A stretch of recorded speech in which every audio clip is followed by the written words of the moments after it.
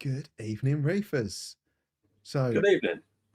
those of you that are observant, I've seen you already talking in the chat, notice there were two streams tonight. So, one of them is for mobile phones and is kind of set up in like a vertical format. And the other one is for computers, TVs, that thing, which is your normal landscape mode. So, if we look a bit weird tonight and you're on a computer, maybe you joined the wrong one. Just saying. And those of you that are even more observant will be able to count above, and those that can count above three will notice that Harry isn't with us. So he is going to join us, but he is snowed under, so he's running a bit late. Yeah, marine But snow. we have Jamie. Yeah, sorry guys. Cool. So, how have you been, Jamie? How have we been? Massively busy, really busy, making progress. Outside of work, I've been really busy, obviously with this big thing behind me, which we'll touch on tonight. But yeah, it's starting to see some light at the end of the tunnel now, which is nice. Yeah. Yeah. How about yourself? You been up to much? Yeah, we've been up to a few bits and bobs just recently. We had the reef meet at Ben's Corals Yes. on Sunday, where I might have purchased some more coral. We did see that, Steve, and it wouldn't be Steve without so. No, exactly. So I picked up a Gonny and a Blasto from Ben. And then we left there and went to Viking Aquatics in the centre of Ipswich. Had a little look around there and I bought a coral. Yeah. And then Steve, 44 ton, I think his handle is on YouTube, Ipswich Reef. He was there with us as well, invited us back to his for a cup of tea. Had a look in his tank, which made my Reefer 250 look like it was sparsely populated. He had a very full tank. And yeah, he gave me another couple of frags. So I've got loads of stuff I mean, to at least sort out now. you've got space for them now, Steve. You've got plenty of room for these. Yeah, And yeah, some. exactly. Nice to have lots of space back again. Oh, definitely So, so. Yeah. yeah. Yeah. So I did that, and then I completely fucked up remaking my dosing containers. So I was using the Red Sea 4-part 2 litre containers, and I was going through 300 ml of magnesium a day. We'll come back to that one. And I was like, 2 litres isn't big enough. I'm going to order some 5-litre containers and some John Guest connectors. Drill the lid, put a little John Guest connector in and a little breather hole, and then put tubing into that, and it will look all nice and neat. Did it all. And then all of my parameters were going down and down and down. What's going on? And then I did a manual dose and looked at the outlet and nothing was coming out. And of course, you break the siphon when you put the John Guest connector in. So it just pulls air in at the John Guest connector rather than lifting the dosing chemical up. Okay. So I had to undo all of that. I've still got the 5-litre containers, but I've taken the John Guest connectors out. So that's kind of where I was with that one. And So then what? So sorry. The seal on the lid where you adapted it yourself wasn't perfect. Where was the air being drawn in? I think because it wasn't reliant. So I think on the actual John Guest connector itself, that's going to focus. I think that doesn't create a airtight connection. So when it pulls a siphon all the way to there, and then it starts to pull air in here and doesn't continue it at the bottom and into your dosing container. Okay. Because on the TMC dosing containers, they come with those John Guest fittings on top as standard. I've not had that issue myself yet. It's interesting. That's interesting because I had some of the tubing that comes with the DOS, the Neptune clear tubing. and that's Yeah. quite a tight fit in there, so that actually locks in place. And I put that in, and at first I thought, maybe it's that. So I then got some. Did I then go to RO? I think I've got some of the acrylic airline stuff. That's Yeah. too small, so that doesn't seal at all. And then I cut some of the acrylic of the air RO line stuff. Put Yeah. that in, made a lovely seal, and then I managed to put the flexible stuff over that, but it still wouldn't work. Still wouldn't pull a vacuum. Isn't it fun DIYing? Yes. So I said that you might pick the wrong stream. That's what it looks like when someone picks the wrong. Gazza, you've picked the optimized for mobile phone stream rather than the optimized for TV. I wondered whether this might happen. I was expecting it to create one link and then it to just know what the device was and pick the right one. It's a new feature. We're in the 21st century now. You've got options for your portable device. Yes, I might have to either name the other stream mobile phone version or just not do it again. What else have I been up to? I've got a little feeding portal in the top of my netting, and I feed frozen mysis. So I normally go and get the strip of TMC cubes out of the freezer, and while I'm walking through, I kind of hold all four sides of it to melt the mysis around the edge, and then I get to the tank and I squeeze it, and it pops out and drops into the feeding portal. And the feeding portal is like right in the middle of the tank. I did it the other day, and it popped out. It came out really fast, but it came out at the wrong angle, and it went behind the tank. I'm like, oh God, that's gonna absolutely stink. So luckily, I've got one of those coral tongs, the grabbers. Yeah. And I could like contort myself around the edge of the tank and reach down and just get it. Lucky. And I managed to get it before it started to defrost too much, because it also landed on a Vortec power pack. Oh, so nice and warm. So it was nice and warm as well. And I'm like, no, that's going to be horrendous. It's going to smell. And I managed to grab it and take Do you know, I once did, when I had my freshwater stingray tank and all the predators, I used to feed them like 2 kilos of frozen food a day, like mussels, prawns, and tilapia fillets and that sort of stuff. And I used to just get handfuls of frozen mussels or defrosted mussels and just drop them in the top. 1 or 2 times I just got a bit lax with it and just dropped handfuls in, saw a load fall in the tank. I thought, good. One time, 3 or 4 mussels was stuck on the cover glass at the top.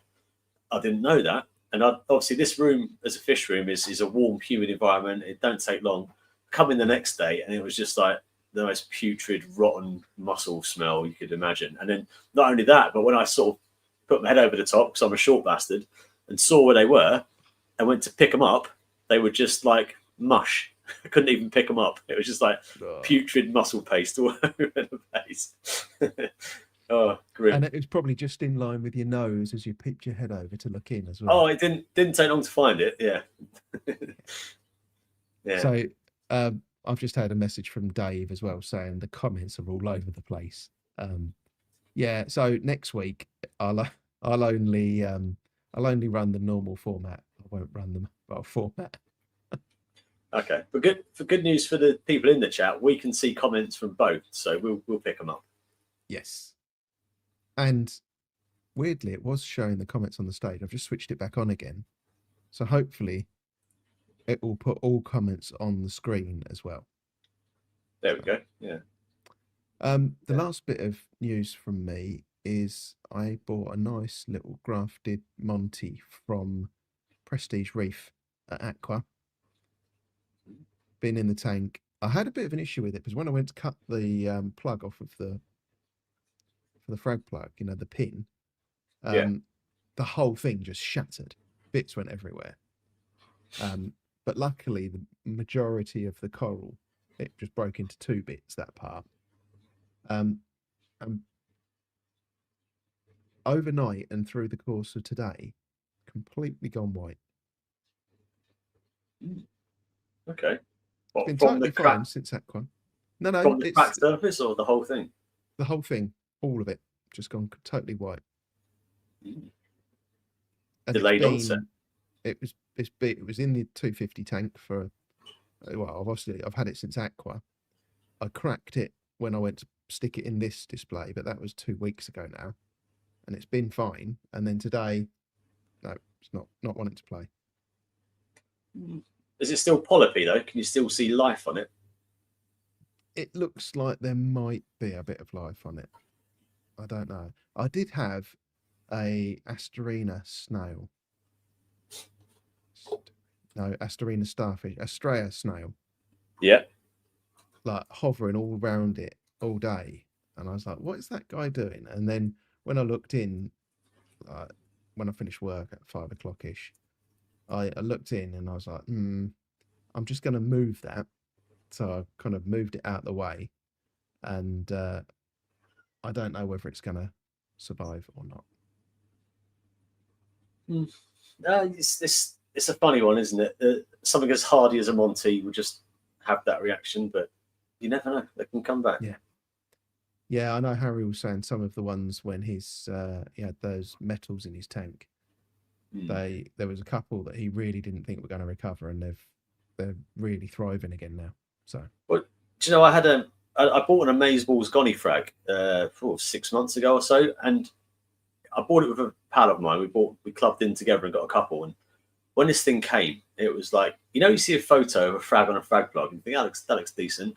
Well, not only was it on the smallest frag plug I've ever seen in my life, but the frag of coral was literally, it must have had about 4 or 5 heads for a Gonny. It was minuscule, right? And it's been sat there for ages, doing okay in the frag tank. And one of the bloody urchins has tipped it upside down on a mushroom underneath it. I thought I completely lost it. It's all dead. It just looks like, to the naked eye, it's good. Bear in mind it's quite small anyway. Just looks like a stub of stony coral skeleton, basically. Nothing there. However, yesterday, partly from me being lazy, I just sort of left it in place on the rack. Put the orange glasses on, and there's the faintest little bit of orange glow coming off of it. Like there's still a tiny bit of tissue there, still there today. So that can just sit there now, and if it comes back, it comes back. I mean, it's not taking up any space, so yeah, you never know. Excellent. You never know. I did have one additional news I could sort of add to my little news update for the week, and that was some of you may have seen I had a guest this week, which completely threw me. I was popped into AAC, and it was Salem's sort of last day. They just come back from Holland and all that sort of stuff, and Paul was still sort of a load of stuff to catch up in the shop, and he was like, I was going to bring Salem to somewhere or whatever. He goes, I can't do anything. Would you mind taking him to show your fish room for an hour? And I was like, what? I mean, if I'd have known that, I'd have cleaned it and I'd have done everything and made it look sparkling, whatever. And so I agreed, obviously. I was like, yeah, absolutely. That's amazing. So I ended up driving Salem back here from AAC. And all the way, I was just apologizing, saying, you've just been to Holland and Vivarium and seen all these beautiful, stunning tanks, and you can come and see, frankly, unprepared, shy, horrible, cyano-looking, ugly face tanks. I'm really sorry. I'm really, really sorry. And it was like, I was so chuffed to be able to have like someone like him come and look at it, but it was just the worst timing ever. I was like, just trying to, every time he looked at somewhere, I was like, no, come and look at this. And I divert his eyes away from algae and crap. But no, that was good fun, though. That was really good fun. Excellent. Yeah, just sod's law, isn't it? Always the way. Yeah. But anyway, yeah, ugly face is a part of the course, and I suppose people of Salem's caliber will know all about that, so it shouldn't really be fazed by it. But Yeah. Well, let's have a quick flick through and see who we've got with us this evening. We have, of course, John Wright with us. Good evening, John. Hello, John. I think we're friends again now. Oh, what did you do to him? Oh, I just told him to F off on a previous stream. Oh, okay. Good evening, Dan. Hi, Dan. Who else do we have? We have Lee as well. Nice to see you, Lee. Hope you're doing well. Hi, Lee. is with us. Good evening. An annual water change, eh? Anthony is with us as well. Good evening, Anthony. As well as Terry. Good evening. We have Liam with us. Good evening, Liam. Liam. Nick and Stacey as well. Good evening. Hello. Pedro's with us. Good evening, Pedro. It's good. Seeing a lot of Pedro recently. It's good to see. Yeah. Matt and Roxanne, good evening. It was nice to see you at the weekend. Hi, Matt. Lee is with us as well. Good evening, Lee. Hello. Who else do we have? Any more? Coach is with us. Good evening, Coach. Hi, Coach. Is that it? Kyle. Good evening. Had to think then. Rama. Good evening, Rama. Good evening, Chris. Good evening, Mo. We have Dino as well. Good evening. And Dave. Good evening. Tim is with us. Good evening, Tim. Hi, Tim. Good to see Gary again. Good evening. Evening. We have Marine Reefer. Jason, I think this is North Wales Rider. If it is who I think it is. This whole thing that YouTube have now done where they won't show your screen name, they only show your actual official ID. Really challenging. Yarrick, good evening, Yarrick. Hey, Yarrick. Who else do we have? Did I say Rama? Good evening, Rama. I thought I'd done Rama, but I'm not sure. Damn the mountain he's put there. Let's see, we're playing that game. Any more in here? I think.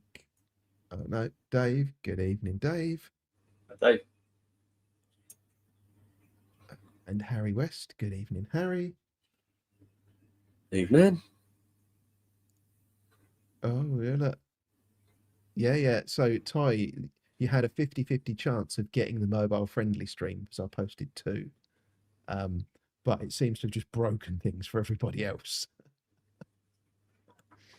Who else? Anyone else? Harry, Dan, I think.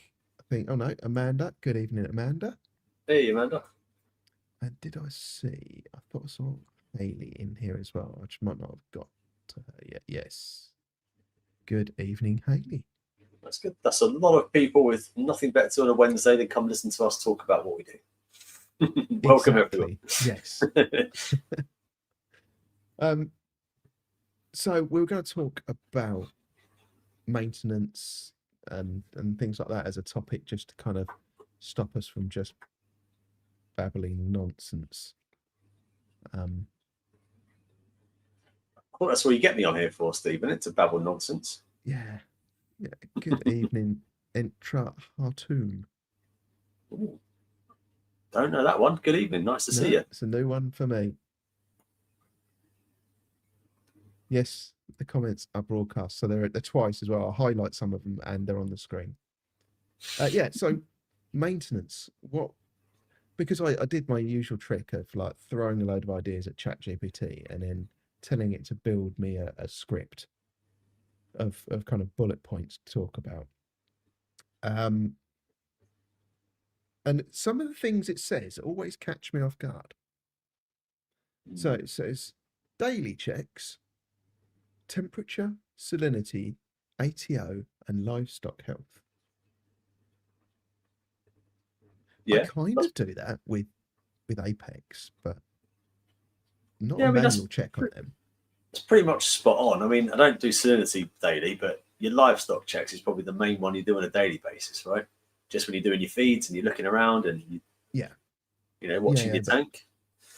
It was the salinity that caught me out. As I was reading it out there, and I did think, well, I do look at it at Apex every day, but that's an indicator more than a test. Yeah, I mean, if your ATO's working, your salinity's not really going to change, is it? I mean, unless you're dosing shed loads of 2-part or whatever. But Yeah.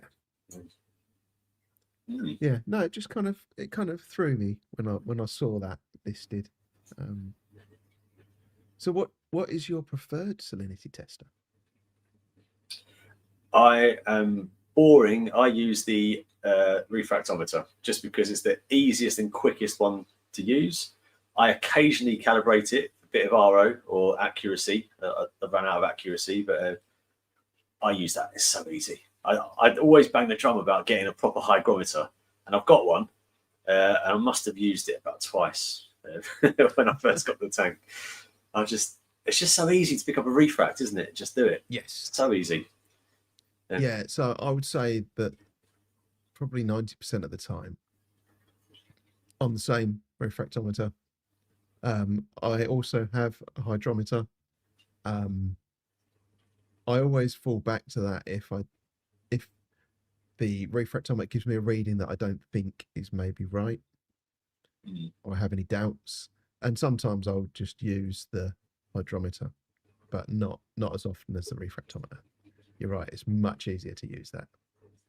Yeah, that's so convenient. But then I have noticed if you drop them a few times, or certainly if you drop the mechanism in your tank and it gets wet above where it's supposed to get wet, they can be really unreliable really quickly. You always have to Yes. calibrate them daily. But if you care for it, I've had mine for years now and trusted bit of kit. Yeah, it's just dead easy. But again, I don't test salinity. I'll probably do it weekly, if that. Not very often. As important as it is, you know. Yeah. It's obviously one of the more stable units we've got, right? Because in theory, it can't go anywhere. It can only go up if your ATO fails or something. Yes.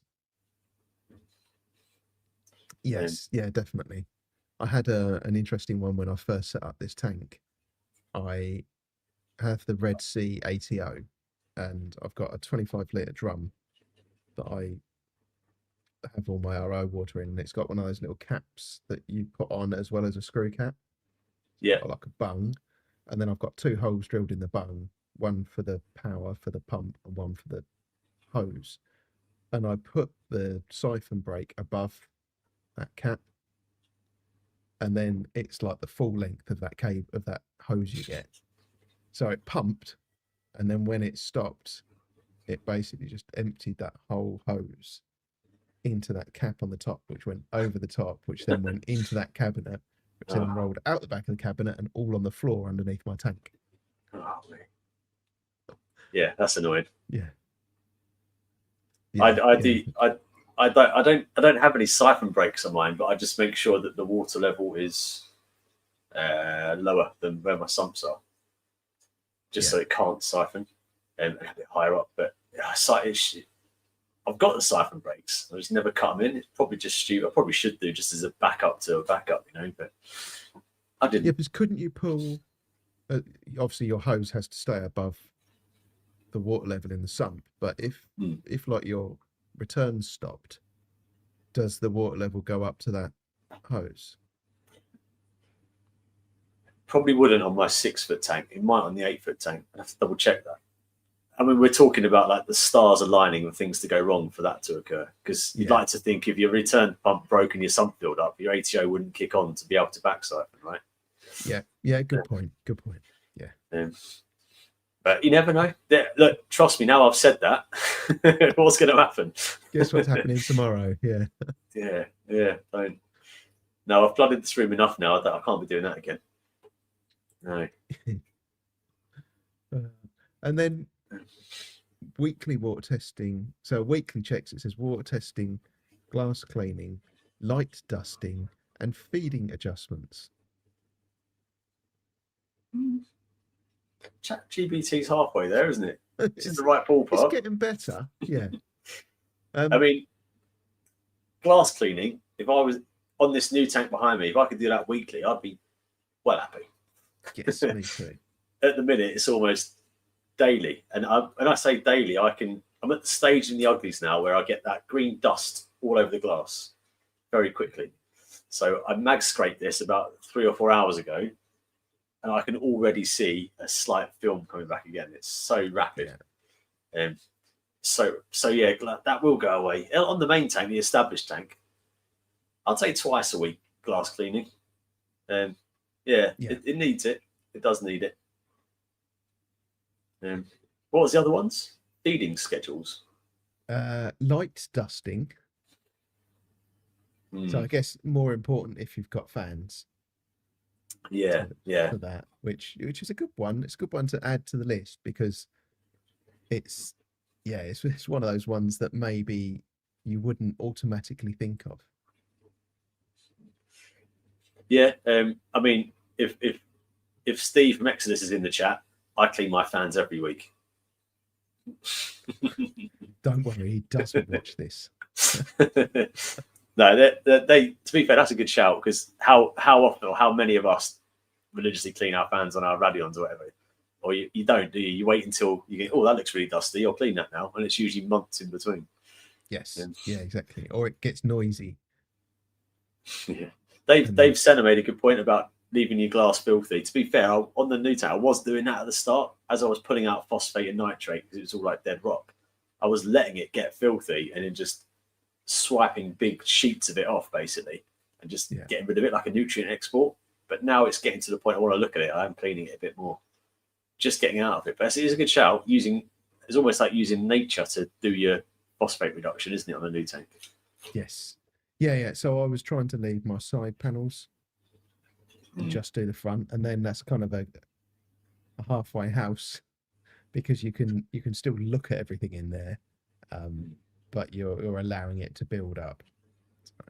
Yes, John Wright's going through the same things. He's going to have sort of a new tank syndrome sort of sorts, isn't he? Going through that now.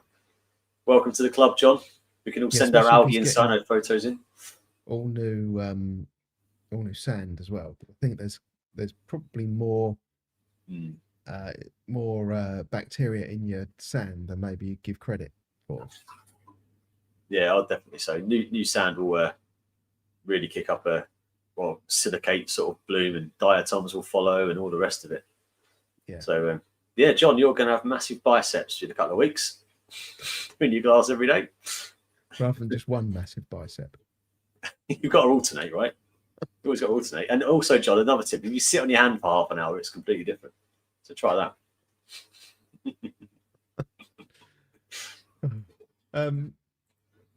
Water testing. What's your preferred test kits?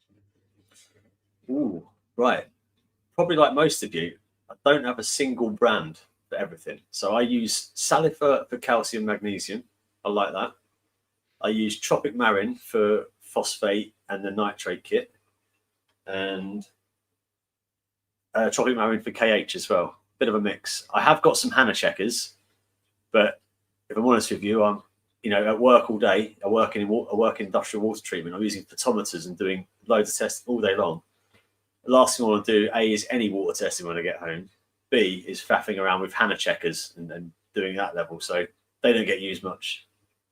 But yeah, I like the Salifert calcium magnesium. I think that gives me the easiest colour change result I've found.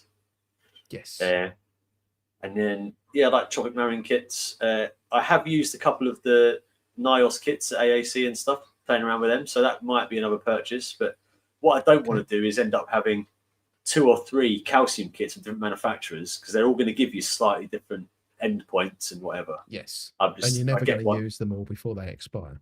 Yeah, that's it. Get one and stick to it. Yeah. What do you use then? Do you rely heavily on automation and Tritons and things like that? Interestingly, you can see them there. I have Hannah,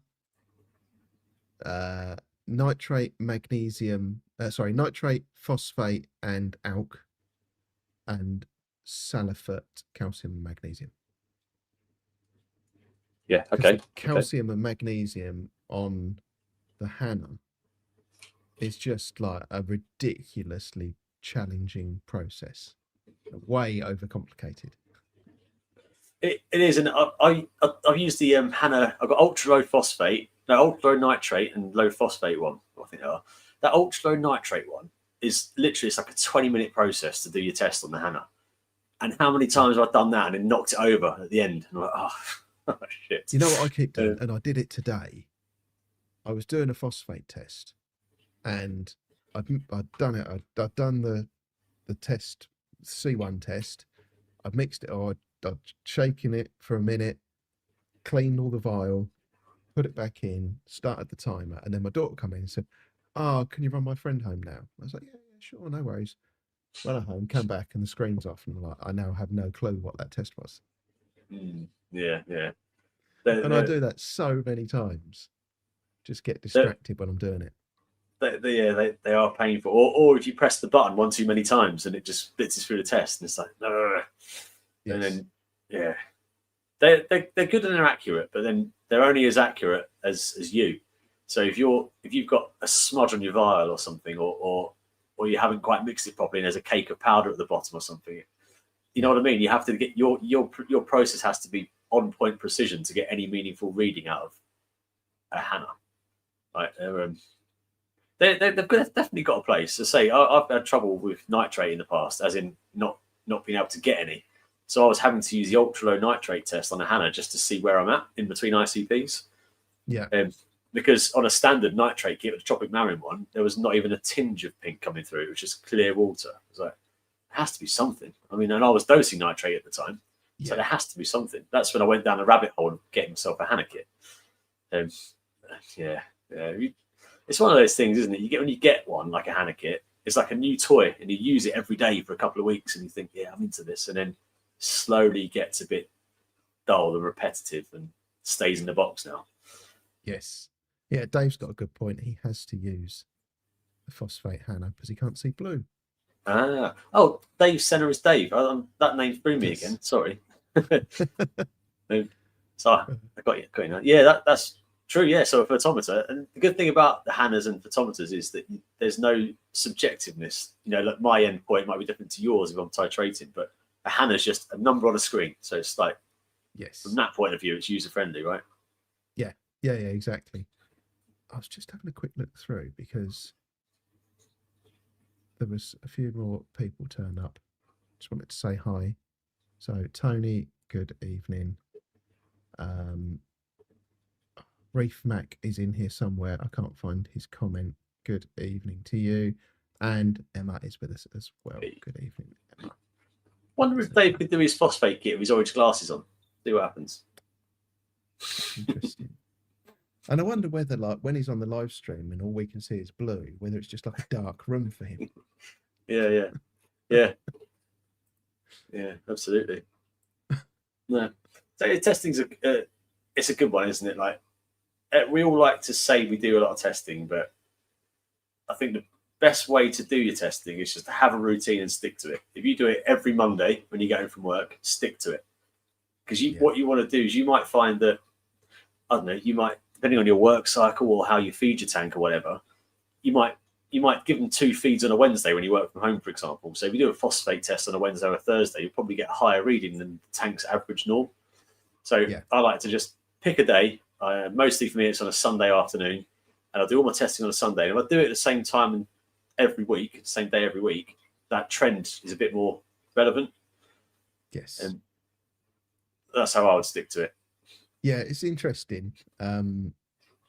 The Prestige Reef Dork show with Alex and Ryan, the number of people that comment on that saying, "Oh, I always listen to you while I'm doing my water testing or tank maintenance or water changes," and they do that. They have like this one time slot, and they use that 2 hour window that the live stream's on to do all their tank maintenance.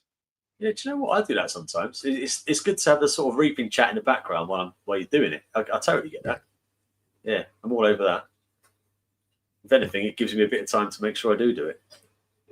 Yes. Yeah. Good evening, Mark. You doing well? There you go. Yeah, Hayley's on perfect example. Hayley's doing hers now. It's lucky I didn't say it's reserved for those streams that aren't as interesting, so they're just on in the background. No, we get you. It's all good. Yeah. Does everyone else check weekly? I noticed that Mark said testing. What's that? Yeah.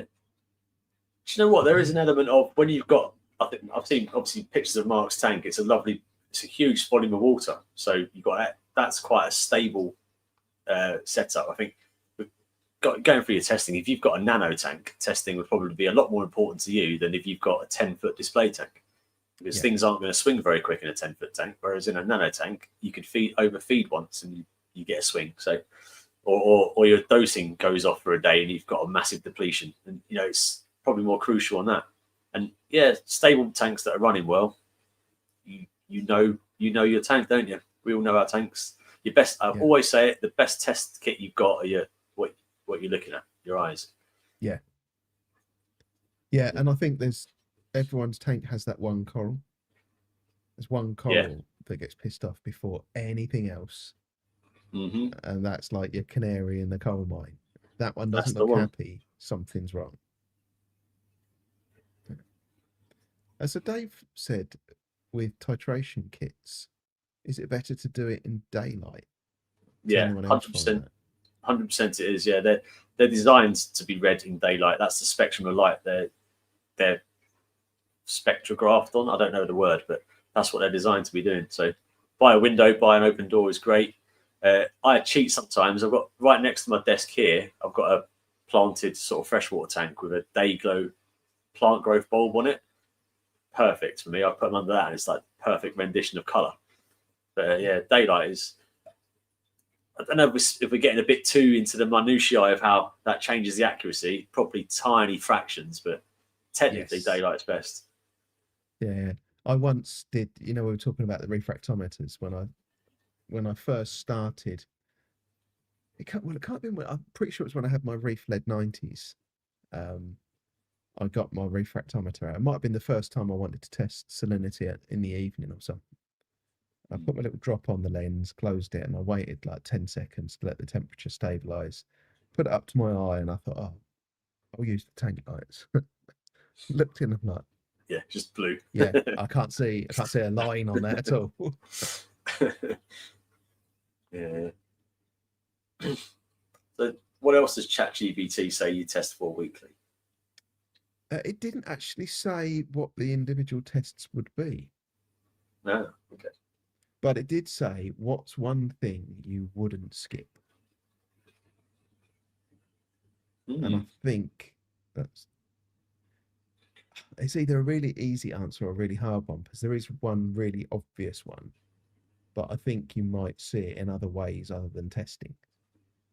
Yeah, so I think my most crucial test I do is alkalinity. That's the one I'm worried about the most, because I'm in the process of adjusting my dosage at the minute. So that's the one I'm keeping an eye on. Yeah.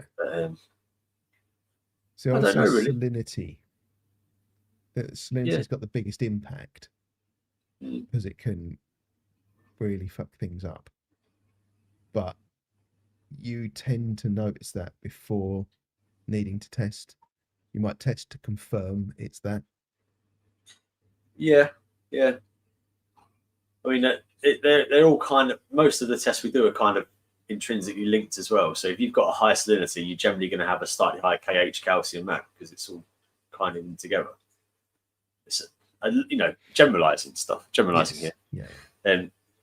So I tend to, as I say, I don't check salinity that often, maybe every couple of weeks, every week, or whatever it is. But if I've tested and I've got an unusually high magnesium or calcium result, they're like, oh, I wonder what the salinity is, and I'll check that. And I don't do many water changes, so my salinity tends to creep up as time goes by, just because of the dosing going on. And you're adding quite a lot of mineral content, and it pushes your salinity up. So that's my barometer for water change, is my salinity creeping up more than anything else. Pedro's got a good point. That most of the tests, the margin of error is so big, it's almost not worth it. Some of them. And you factor in the inconsistencies, the fact that not many of us have worked in a water testing lab like you, and have any kind of training. We're kind of a step above trained monkeys, just throwing water at test kits. Yeah, we all just follow instructions. He's absolutely right, but the margin of error can be reduced by the person doing it. So if you imagine a Salifert magnesium kit, you're doing it.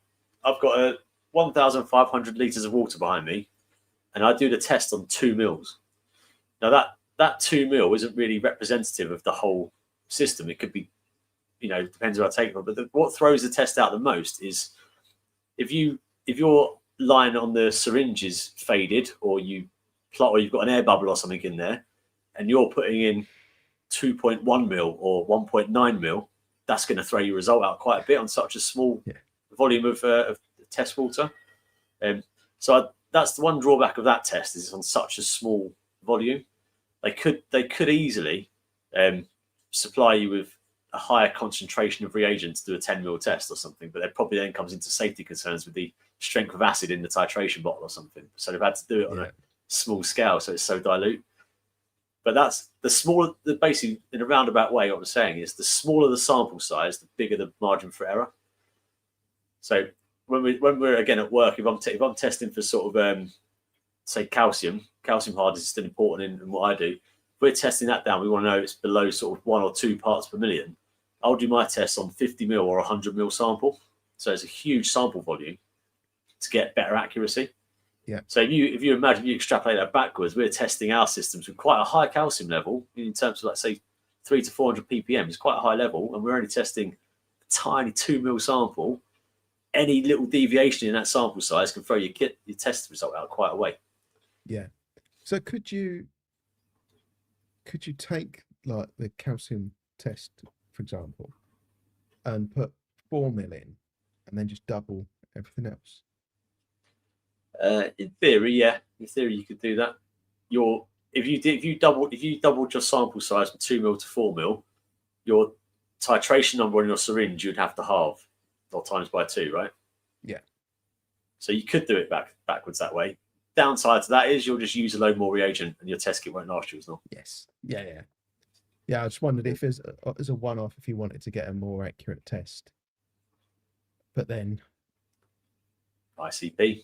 Yeah, I was about to say, at that point you're probably better off doing an ICP and getting a whole load of things checked. Yeah, I think as long as people understand that all the off-the-shelf test kits we buy are never ever going to be lab grade quality. They're just there to give you a snapshot overview, and that's all. Yeah. If you understand that's all they're for, and don't hold them to precision, then fine. And as I said earlier, it's about the trend. If I use that same kit at the same time on the same week, I get a trend line which I can graph then. And it doesn't matter if I'm 5 or 10 or 20 or 50 ppm out, as long as I'm doing the same test every time, I'm still going to see a change. Yeah. And that's as good as they are, really. For us lay hobbyists, that's as good as they are. Yeah. And I think for the vast majority, that's as good as they need to be as well. No, it is. Yeah, it is. It is. Look, I kept my first reef tank 20 years ago, and I didn't even. ICPs didn't exist. Solutions didn't exist. We just did water changes and stuff grew. We didn't need all of this level of stuff. It's just making us better at it. So, yes. You don't need it. You don't need to chase all these fine numbers and have accurate kit and stuff, but we're getting better at it. Just know its limitations. Yeah. What else is on my list? Gaz's favourite. Water changes. Do you water change? I mean, are we starting a whole new live stream on this? Because we could be here all night. Right, if we just take Gaz out of the chat for a bit while we do this bit, we'll be all right. No, I'm coming around to sort of hybrid. So I've always seen the value of a water change, but now I've got a much bigger system. I'm going down the route of few and far between water changes, just for ease. And I've done experiments on my other system just with doing one water change every 2 or 3 months, and that's only really out of necessity. And corals are growing. I'm fragging loads. I'm doing okay. I've got a decent balance. But then also, like I was watching Dan's video earlier, how he said he went 5 weeks, as long as he's ever been without a water change. And although he said it looked okay, I'm a massive fan of, if you've had your tank running for 2 years and you've done a water change every month, don't stop doing it, because the system has adapted to that and that's how it runs, sort of thing. So yeah, I don't know. Where do you sit? What are you going to do on your 8-foot tank? Are you going to be doing more or less? So I left it for 2 weeks. So I thought I'm not going to just stress about it in the first week. I've already changed enough. Let's give it a little bit more, kind of the maximum amount of stability you can give it. And then after 2 weeks and everything was looking pretty good, I thought I'm going to do a 50 litre water change. So not quite 10%. And it went okay. I think on my 250 tank, I've got a bit more time with it to kind of reference it. I used to do 25 litres a week. I was doing that absolutely religiously every week, 25 litres, normally on a Friday. Finish work a bit earlier on a Friday, so I used to do it then.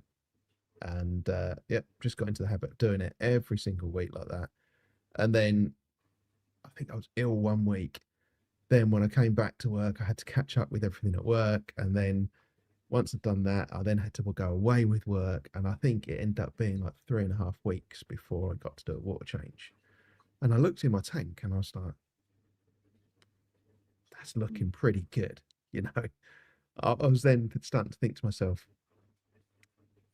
do I leave it another week?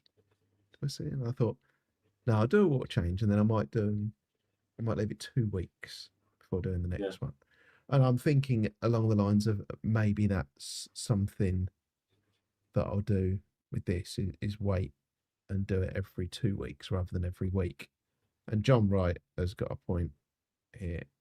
Dave Saxby hasn't done a water change in 4 years. Yeah. He's also got access to an infinite amount of trace elements and whatever he wants without paying for it. So yes, it's and phosphate resins and all the rest of it. But if he had enough, even if he had to pay for it, I think he's got enough budget to. Yeah.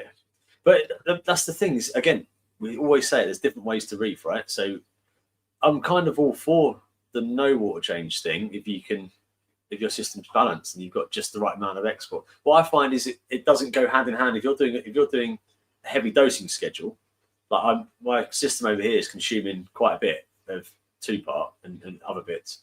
I find that when I do a water change, it takes a week for my levels to settle back down again to where I'm dosing to. Yeah. But so if anything, a water change on that system, I do 100 litres at a time. It's almost like has a bit of a destabilizing effect.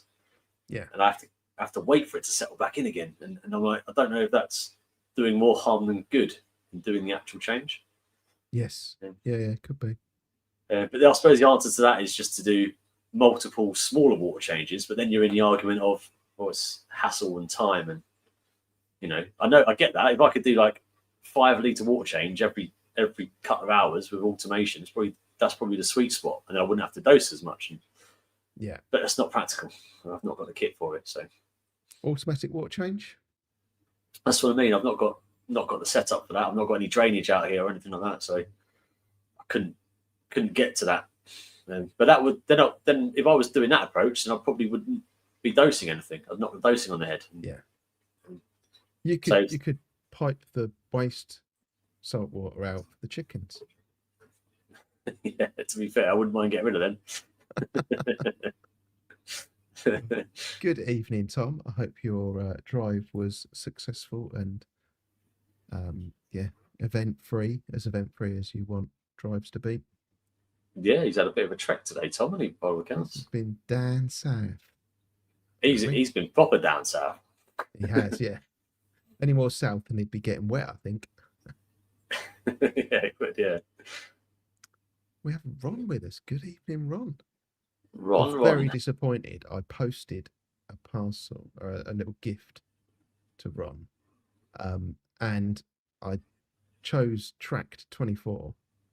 Made sure that I drove to a specific post box that wouldn't have already been collected to make sure it was going to get within today, and it didn't turn up. And it's what you still paid sat for in a warehouse in Chelmsford. So. Wasn't alive, was it? No, luckily not. Good. No, Royal Mail's a pain in the ass. It is, yeah. a shame Harry isn't here because he could have been telling us all about his automatic water change system. Yeah, no, again, I like the idea of that. That's probably, there's not many people that can probably have got access to do that or do that. So yeah, whatever we say about water change, yes or no, we said this on a Friday Live a little while back. It just creates carnage in the chat with people going, "No, you should. No, you shouldn't." And it's like, it's if very it works, divisive, isn't it? Yeah. Yeah, no, it is. It is. But yeah, so I like the fact I've got two separate systems, so I can start to play around with things like this. I think I'm going to try and not do it on that one and see what happens. And part of the fun for me is like working it out for myself. And yeah, if it works, it works. Yeah. So you don't get natural salt water, I assume. You make your own salt water with RO and salt. Yeah. Yes, always made it. Yeah, I've not got access to it or the practicality to keep going to collecting. And there's companies that can deliver it and stuff. I wouldn't mind, just doing one or two changes throughout the year with natural seawater, just as a bit of a mix. But no, I'm all artificial, synthetic. Yeah. Yeah. So your setup then for, let me see if I can find it now. I've got my microphone in the way, so I can't see that part of my screen. Go for it. Let's have a look. Your RO, where is that picture? My RO setup is very Heath Robinson-esque in this room. It's just stuck to a wall because I wanted it easy access. I used to have it in a cabinet, and when you want to change the resin or change the cartridges, it was such a faff to undo all the push fits and unscrew it and get it off. And I've just got it stuck on the wall, right where I can see it. I can stick a wash basin under it when I take it apart. Easy. Yeah. Yeah, I can't actually find it. I'm going to have to download that one again from where you sent it to me earlier. Because I don't know where I saved it to. No worries. But yeah, from that, I've got a long length of RO hose, the permeate, the RO, which I can reach both tanks with. So I just stick it somewhere and bulldog clip it on. It's all manual here, hence the floods on occasion. I did notice that. The reason I couldn't find it because I was looking for pictures, not videos. Operator error. I do fully intend. I'll narrate a bit when you've got this on the screen. But there we go. So that was showing where the hose comes in through the top of the wall, runs around behind the tank and into my very neat looking RO setup. You can see my TDS coming in is quite high. 280, it's usually about 300, 290, 300 coming in.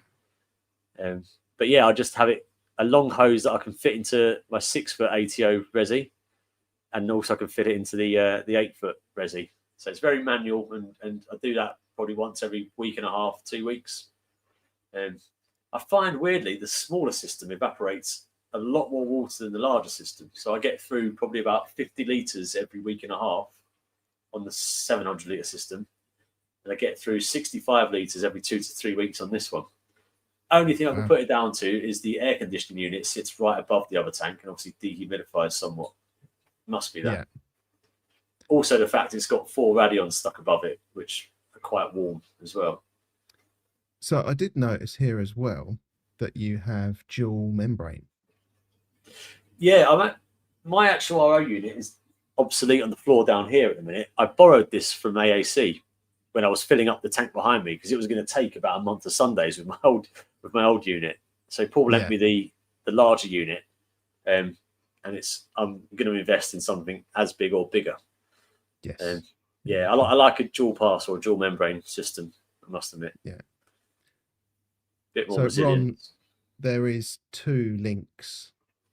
I've uploaded 2 so that it would stream in either. You could choose if you wanted it in normal desktop format or mobile format.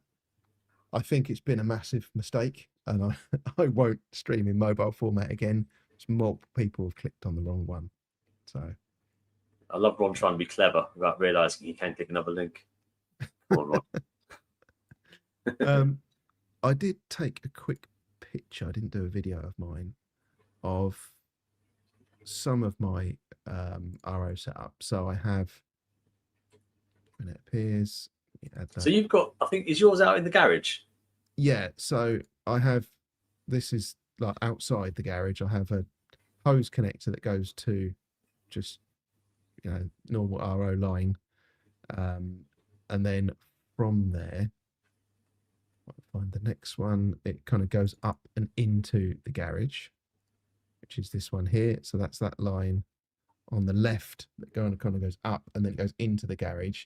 And then you see Yeah. another one coming out, which is my waste, which is teed into the drain pipe out there. So all the waste just kind of goes down into that. Does your garage is it insulated? Does it get really cold in the winter? It isn't insulated. It gets pretty cold. I had the same thing in my last garage, that wasn't insulated. I didn't have any issues with it freezing. Right. So I'm hoping it's going to be the same this year. And then inside the garage, I have, so you see this is the lower of the two lines coming along the wall is the in, and then the upper one, which kind of loops, is the wastewater. And then you can see I've got 3 stages here. So that's sediment, carbon, carbon in there. And then the membrane on the top, and then it goes through RODI separate. DI resin separate. And then it goes into that 100-litre water butt. So do you use that for your ATO then, or is that your mixing vat, or what's that for? That stores RODI water, and then I'll decant it and either fill up my RO container, or I'll fill up a 25-litre container, tip a load of salt in, and chuck a pump in there and mix as well. I would to do a separate mixing tank as well. Yeah, no, agreed. So would I. Like, is any of that? None of that's drilled through the wall to your system, is it? This is all completely. You have to move water between I have to go out with a 25-litre container and fill it up and bring it in.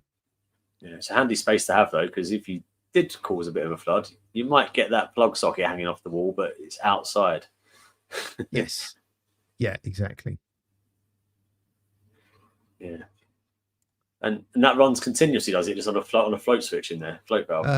No, so there is a float valve on the. Let me add that back to stage. On the top where that line goes in, there is a float valve. It has got it's a pumped unit with a shut off. So if it lifts up, shuts the RO off, it builds the pressure up, and then that stops the incoming coming in anyway.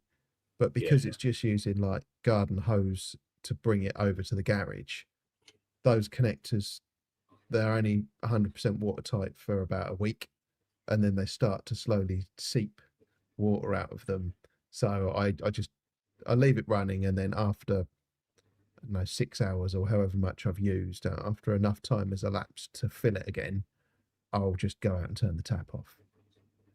Got you. Well, Tony's got his RO unit on his kitchen sink, so he's leak proof. Looks of it. Like style. Yeah, you see a lot of people have it under their kitchen sink, and that kitchens are expensive if you mess all that up with a ton of RO. I've got it when I had a flat before I moved here, and I was above someone, and I had the RO under the sink, and got a knock on the door at about 1 a.m. with water going through to the guy's flat beneath me, and that wouldn't have been a major drama other than he'd just had it decorated from the first time I did it. Oh, no. Yeah, so that was like tank sort of had to go then. It wasn't good. Oh well, I don't live there anymore. It's fine. Oh yeah, you're like one of those neighbours from hell. Yeah, the thing is though, he would always come around and go and love the fish tank. He'd talk about the fish tank for ages, and then when that happened, not once but twice, it was that fish tank's got to go. Yeah. So fair enough. So you also sent me a little video of a bit of a progress update on the 8-foot, but it included your sump. Yeah, mainly the filtration side. quite interesting to look at as well. Okay, we can do that. So we was going to talk a bit about filtration and sumps and stuff, wasn't we? So Yes, so that is here. Let me put it on the stage. So this is the ugly stage at the moment. You can see the algae and bubbles and stuff all over the rock, which is slowly starting to recede. My flow is pretty low, hence all the crap builds up there beneath the overflow. So more flow needed. But then it falls down to this chamber where I'm sort of keeping some NPS filter feeding inverts, which seem to be doing quite well. I mean, getting quite a lot of polyps coming out, and it's the dirtiest part of the system. So just a bit of an experiment. That then goes through into the Reefmat 500, which is really working its guts off at the minute, and then the skimmer overflows So do you into. pump it? Sorry, do you pump it from one chamber to another then? Yeah, my Reefmat's pump bed. Yeah, the pump is just beneath it. It's that Eheim pump you see there. Okay. Yeah, with the intake aimed at the flow direction of the first chamber. Yeah. I didn't want to put the whole content of the tank through it because I think it can be too clean. Yeah, that's a good idea. So pump it through that. This chamber is just, it gets, as we're going down the cleaner side, that's just my phosphate resin, bit of rower, and then the only live rock I've got in the whole system, which is 5 kilos worth. There'll be plenty more added to that. And then the last chamber is just return pump and heaters. So I've got, because it was an old freshwater setup, the sump is huge. I've got a lot of space to play with. So obviously there'll be equipment and stuff added as we go along and all that. But I wanted to have that first chamber as like almost like another tank. And I thought a lot of people do a frag tank in their sump, whereas I'm fortunate enough that I've got a frag tank on my other system. So that sump for me was a perfect area for me to try and play around with some like NPS and like, gorgonians and stuff that doesn't need to be lit. And I've also got a pet mantis shrimp in there at the moment as well. So it's a bit of a living area. But yeah, I just sort of thought, the reason I tried that is I got a bit inspired off my other system where that falls into the sump. The settlement chamber there is just absolutely caked in fanworms, sponges, all this bryozoan mats, all this loads of growth. Obviously taking full advantage of all the waste going on the open. I thought, do you know what? I like that. I've never cleaned it out. It's kind of like my little sort of refugium natural part of the system. And I thought, I like that. I'm going to do a bigger version of that on this tank, but actually put some animals in I want to be there as well. Yeah. So there's all little bits like over the last couple of months I've been picking out like oysters and clams and oysters and things that I found on the live rock in the old system.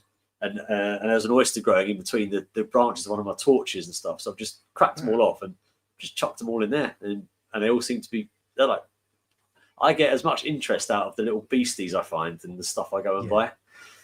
So it's kind of like a little hidden away, it's a space to use really for stuff like that. Yes. Look who we have.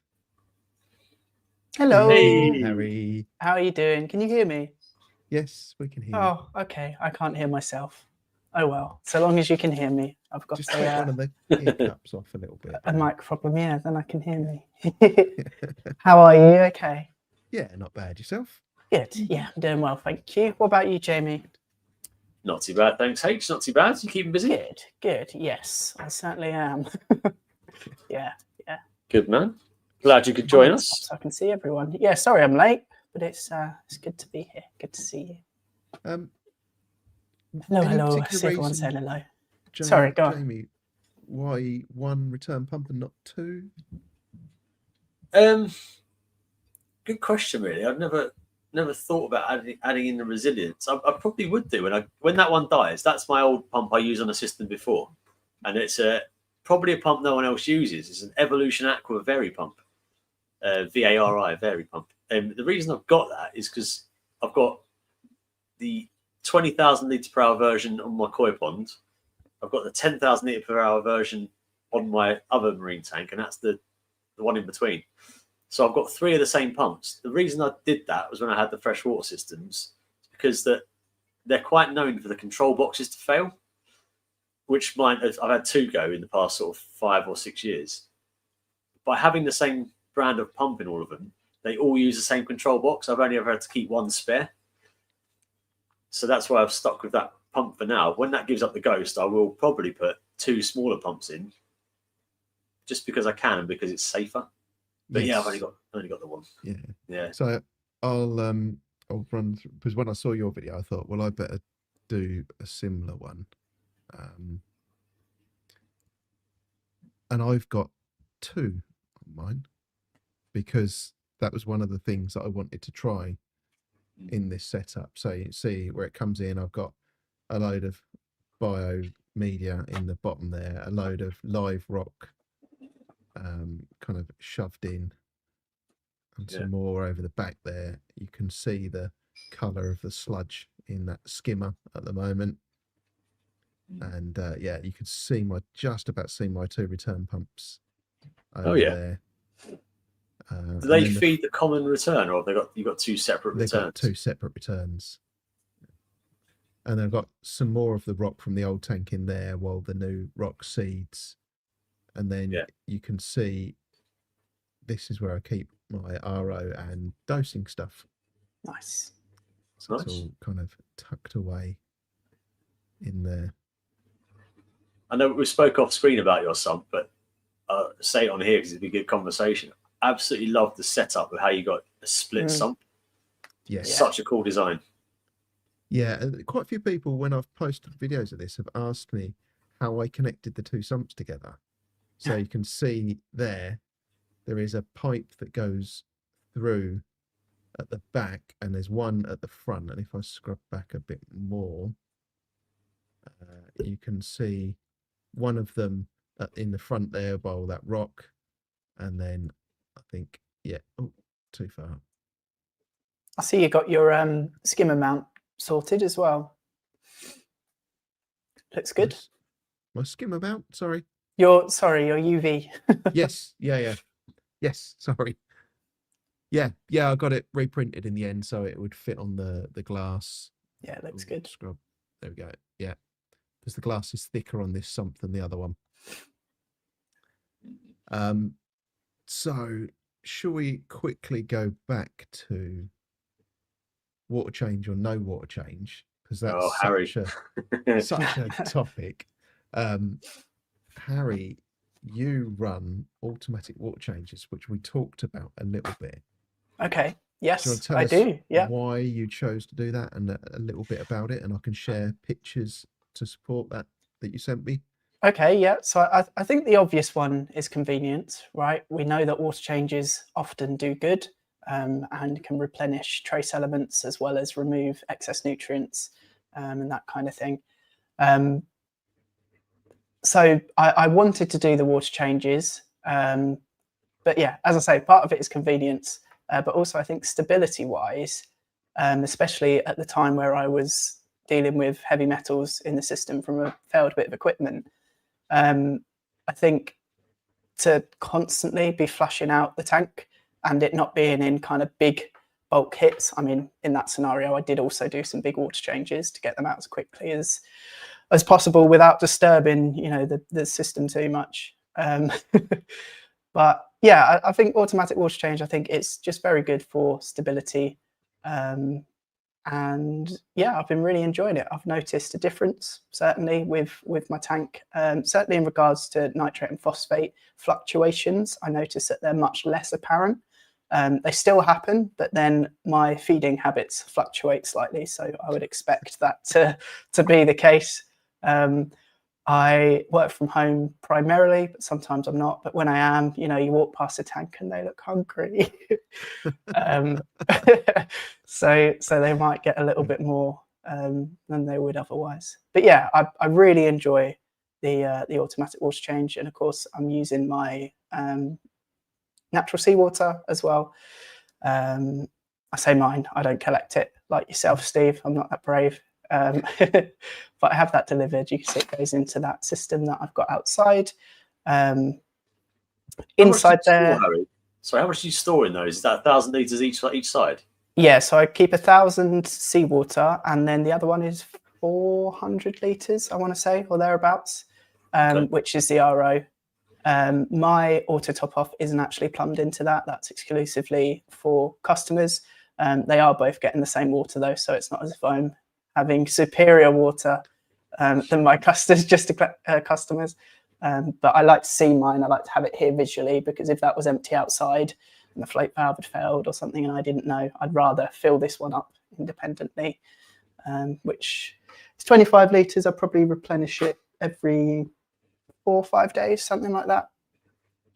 And that's running both the 5 foot and then the smaller little cube there as well. And then obviously it's handy just for storage of IBCs. That isn't quite as pretty or winterproof as I would like it to be. That's kind of on the to-do list, but that is the lines for the automatic water change, which again I would like to change to the thicker RO tubing, because at the minute they are just silicone. And yeah, there you can see my DOS. So they went outside. Well, the first DOS went outside. You might be able to guess why, especially using it for an auto water change. Yeah, so that went outside, and that first automatic water change was actually moving water between the 2 tanks, which again was actually for primarily, well, out of laziness, because I had to keep doing water change and maintenance and testing on 2 tanks. I thought, well, if I can plumb them together, that pretty much eradicates that. However, I didn't have the know-how or technical skill to start plumbing 2 tanks together. And that was the easiest and most convenient way I could think of, especially as I already had the DOS for dosing purposes before I used the Red Sea.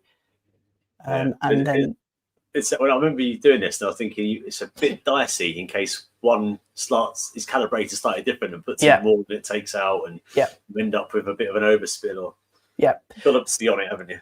So that is where I put a fair amount of importance on the apex. I think it can be easier to implement things like that when you've got fail safes like that. So for example, I'll get an email if my ATO runs longer than it normally would on both tanks. So, you know, I'm going to notice those kind of fluctuations. Hopefully, fingers crossed, touch wood. But yeah, it could be that one line, like for example, come the winter, one of them might freeze up a little bit, the other one might not, and that could then cause fluctuations and things like that. So I think it's definitely wise if you're implementing something like that, certainly between 2 tanks. To keep an eye on it. And then the DOS QD is doing the actual water change. That does come straight out the seawater IBC and straight into the tank, and that's currently swapping 15 litres per day. Okay, and is that just plumbed to drain so your tank overflows to waste, or do you pump it out again? Yeah, luckily I've got a drain right on the driveway, so just goes into there. Yeah, handy. Is very handy. Yeah, no, I still do I'll either do 25 or 50 litre water changes once every maybe month. That's on both tanks, just vacuuming sand bed, that kind of thing, just to keep the sand bed stirred and a bit clean. I'm a pro sand bed stirrer, so yeah, every now and then. Question for you, Harry. Yes. Now you're doing your auto water changes daily. Mm-hmm. Does that completely wipe out the need for any supplemental dosing? No, I wish it did. No, I actually dose a fair amount. I say it probably, so I do the homemade ones, and I'm probably dosing an average of 20 ml of each per day of alkalinity, calcium, magnesium. And then I also have a calc stirrer that my ATO goes through. Right, okay. And I'm dosing trace elements A and K. Do you think if you was doing a large percentage water change, you could knock off the dosing, or do you think the consumption is always going to need some supplementation? Possibly. I think there would be then an argument for how much I'm going to spend on water versus how much I'm going to spend on dosing anyway, especially as when you're doing it DIY. It's so cost effective anyway. I think the other thing is having that little bit more control, because I do often just open my Red Sea app, open, the Apex. I do my Trident tests for me, but I do fairly regularly, once a month or so, test the same levels with the Salifit because that has drifted before. So yeah, I lost my train of thought, but yeah. You need to dose. That was a lot of words. Yeah, I do need to dose, yeah. So Gaz is asking, what's the monthly cost in salt water? Good question. I am not sure. I should know, but no, I'm not sure. And that's not because I got loads of money, but that's because I buy it in bulk. And people come and purchase it from me so that people in the local area, the company only has to make one delivery and they come to myself. I would estimate that my costs going on what my customers pay, because I don't make a profit from that. They're just paying basically what it would cost them otherwise. I'm probably would expect to pay for myself £50 a month, something like that. £40 maybe, £30. But then if you think, you know, a cost of a bucket of salt, yeah, it probably works out dearer, I'd imagine. But then I don't think most people are doing 15-litre water changes every day. Well, I mean, if you're using natural seawater in the heart of Suffolk, you've probably got to pay a bit more, haven't you? So yeah, sure. Yeah. Yes. It's one of those things I like to play with. Mark Sunny, 1,000 litres costs him £5 in fuel. There you go. Yeah, I think for myself, especially as I am providing it for other people, I know that every time this is collected, it's ICP tested. I know that it's regulated by the food industry because the same suppliers actually supply, like in tanks where you pick your lobster that you want to eat and that kind of thing. So their water's got to have no like parasitic whatevers and stuff that Jamie will understand far better than I do. But yeah, I think it's nice to know, certainly for peace of mind in regards to supplying it to other people, that I have the ICP for each batch. Yeah. And Matt's accusing you of being a shittish businessman because you don't make profit. Yeah, well, there you go. Well, do you know what it is? I think it's similar to like the ABC reagents, right? It might seem that that's a lot for liquids and stuff, but actually for me, the reason that's a good business move is because a lot of people that hadn't previously heard of Marine Spec are now coming on the website because they already knew of that product and were looking for it in the UK. So by importing that and packaging it up, putting the stickers on, whatever, and bringing that in, I'm now getting a lot more traffic to the website. And I think the same goes for the seawater. If people are just browsing on Facebook Marketplace or whatever, and they say, oh, this guy does seawater, they come round and they see the tank and they see I've got some corals there as well. And I might say, oh, I do 3D printed bits as well if you need anything. So I think, yeah, I probably should reassess certain things, but it's not a loss leader. I've got it, Harry. You're like the supermarket tycoon where they get you in to buy bread and milk for no money at all. And then have big shiny Pringles stands and yeah, exactly. It's like Lidl, isn't he? You go there for some bread and you leave with a jet ski and a fishing middle of Lidl, and... yeah, brilliant. No, it makes perfect sense though, because that's a commodity item that people are going to use and come back for. So yeah, exactly. Yeah, and I think people do notice a difference. There's always going to be an argument, and people are going to be for and against.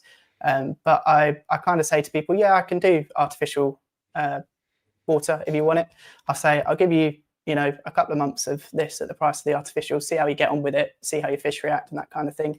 And I think you asked me at AAC, Jamie, if I kind of had noticed a difference for seawater, and the honest answer is it's a little bit hard to remember because it's been a really long time since I switched over now. But for me, I think it was the fish's like reaction to a water change. Like it's anecdotal, but they just seem to love it.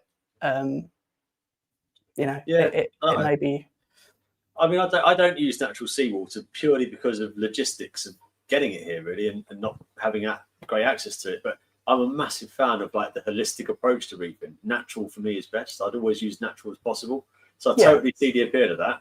And then also, pros and cons, right? At least with the synthetic stuff as well, we know exactly what's in it, exactly what ratio it mixes to, and all the rest of it. So yeah, totally many ways to reef. Yes. Yeah, and I'm a little bit. I'm sitting on the fence at the moment. I've done the whole go and collect seawater,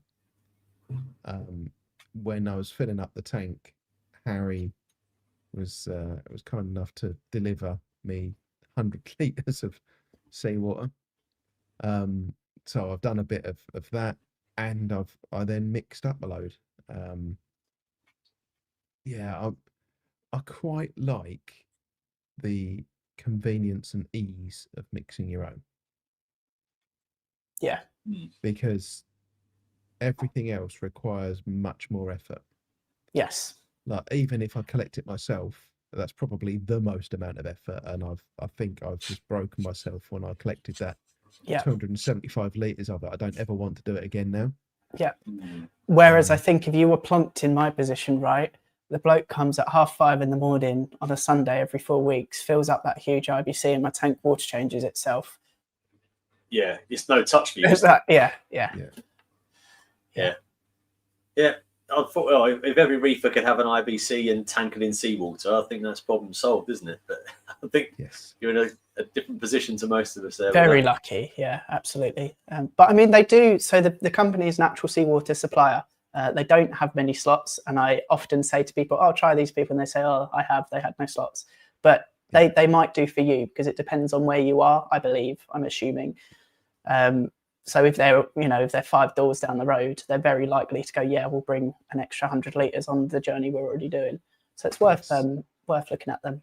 And So yeah. Jason's saying that you can't collect stones Yeah. from the beach because it's illegal. Hope it No. doesn't apply to salt water, to seawater. And hopefully Mark will reply, because he knows the amount. There is an Yes, a amount. ridiculous If you amount. collect that amount, you need a license. But I think that amount is like 500,000 litres or something. It's something ridiculous, yeah. Who do you pay the license money to? Who owns the sea? I have no. Who owns the rocks on the beach? Yeah. Yeah. That'll be the local council. They'll squeeze money out of anything. Yeah. The sea. So Mark, Christ. if you know that number, just drop it in the chat for us, will you? It is a ridiculously large number, though. But I did use Mark's line when I was collecting salt water. The amount of people that came up to me and said, "Can I just ask what you're doing?" I was like, "I'm just really curious," and I told them that I was fighting rising sea levels. Brilliant. Doing God's work. One guy was particularly taken by it, because after he walked past and he came back, and then he clearly thought of a second part to the joke and came back and told me his second part to it. Not worth repeating. Or... I was going to say, what's the second part? he just kind of, I was distracted, and he came over and he said, "Oh, I just wanted to thank you for all your good work for protecting us all from." Good lad. How's the tank doing, Steve? It looks pretty clear from here. Yes, yeah, it's doing a lot better. I did talk earlier. I think I've lost the grafted Monty that I got from Prestige at Aqua. It was fine yesterday, and then I looked at it this evening. I don't know whether it happened during the day or overnight, but it's just kind of completely bleached. Oh no, that's a shame. Well, I've got one, so when it grows out a little bit, I showed you the other day, mine's a bit unhappy because it's getting stung by a Monty that I believe was dead, so I stuck it on top of it. Yes. And now it's come back to life, along with the other Monties. Miraculously, they would. I mean, you saw they were actually white, like they were literally white, and were growing like a brown algae on them, and they've completely they look amazing. Yeah. Well, that's what I thought. I'd just leave it, and they might recover as well. Yeah, definitely do, because I only didn't pull them out because I was being lazy. There's a theme here, isn't there? But no, good job I didn't. Excellent. Next thing on my list is equipment care, part of your tank maintenance. Any horror stories from either of you about equipment care? Check the pumps. Yeah, you've had the pump issue, haven't you, H? I once did stupidly. So the Deltec skimmers have that sort of white plastic trim that's got like a textured side and a smooth side. Oh yes, yeah. With skimmer lid. So I was cleaning out my old original Deltec skimmer lid in the sink, and the white had just become like brown. That just got into all the gaps, and the toothbrush wasn't quite getting it off. Right. So I thought this was the actual lid to the skimmer cup, and I was like, oh, do you know what? So I just put it in the kitchen sink, and I poured a kettle of boiling water over it, and it just went freaking off. So I was like, oh wow. And this was a couple of years ago, right? So it was a Deltec 1000i, I think, skimmer, and I contacted Deltec for a replacement lid for it. How much was a replacement lid for it? Bear in mind, the skimmer is about 600 quid, something like that. How much was the replacement lid for the cup? Too much, evidently. Yeah, they wanted 119.95 delivered. No. Lid of the cup. Holy moly. Yep. I wonder what plastic it is to melt. I wonder if that's because it's ozone friendly, if it's made out of some ozone friendly polymer that also melts. No idea. So I got out my solvent weld and just melted it. Don't blame you.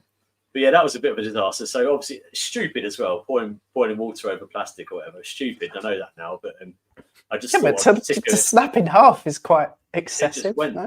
Yeah, it just went. Didn't melt, didn't crumple. It just snapped. The temperature shock must have just. So that was a bit of a disaster. Other than that, I've got a real knack of being able to take pumps apart and then never coming back on again. I'm really good at that. I thought you were going to say a real knack for doing maintenance. I was going to say, yeah, I've seen your book with all your little notes, and it's incredible. Oh, I keep records of everything I do, and when I last cleaned stuff and changed lamps and all the rest of it. But doing the doing, I'm not very good at. So, my Reef Octopus skimmer, I've not cleaned in 2 years, like the pump or anything, just because it's still running well. I'll wait until it's not. I don't routinely do it, just it's such a bitch of a job to get it all out. Yeah. But as I say, whenever I take pumps apart, they don't seem to come back on again. So I try and leave them. I've got a tip, I suppose, which is if there are like consumables that you need replacing yearly, i.e. if you get like food in bulk, or if you get UV bulb is a really good one, that kind of thing. Write a list of those yearly kind of consumables and give them to your partner or your mum or whatever. You say, this is my Christmas list, and that becomes your Christmas list every year. So I know this year, I hope, Anna, if you're listening, I'm going to get a UV bulb for my 20-watt Deltec skimmer. Ask me if you need the model number. And then I know as well that it's going to get replaced yearly, and I'm not going to leave it 2 months too late or that kind of thing. That is genius. That is like the old boring socks gift at Christmas that you never want, but you always use it. Exactly. You don't want to spend your own money on stuff like that, right? That's a great idea. Yeah. I just replaced my UV bulb with the Deltec. It was like crazy. Yeah. When Harry mentioned it the other day, I was like, that's a really good idea. It's a really good way of doing it. Yeah. Have you told your parents yet that a Deltec replacement bulb was 65 quid? Are they really? Bloody hell. 48 was, yeah. Oh, mine's 20 watt, so hopefully that'll be a bit more doable. Yeah, mine's the 48 watt. Is that just for the tube? Just for the tube, yeah. Maybe mine is, because Deltec do that double thing or something, don't they? And I think mine's the same size as yours, Steve. So maybe mine is the 48 watt. It's a good job. Okay. Good job Anna didn't get you the 20 watt one. Yeah. Whoops. Yeah. So, and then you got to get the sleeve as well. Do you replace a sleeve every year? No, I've never replaced it. I was quite surprised how clean mine was when we took it apart when I moved tanks. That's good. Yeah. If you the pro tip, if you are cleaning your UV sleeve, it's obviously a quartz sleeve. Best thing to use is methylated spirits. Don't use anything else. Methylated spirits to clean that. Yeah, it's quite a delicate quartz glass. Is quite a delicate material. Yeah. Methylated spirits is what you should use to clean it. I thought you were going to say don't drop it, so I was quite impressed when you don't drop it. Don't over tighten the nut on the top because that will crack them as well. Yeah. they're a pain. But It's the yeah, same I'm true going to for- make a note of that because that's a very handy thing It's to the know. same true for wizard sleeves. Back in that experience. oh, they can take a lot more of a beating. They can.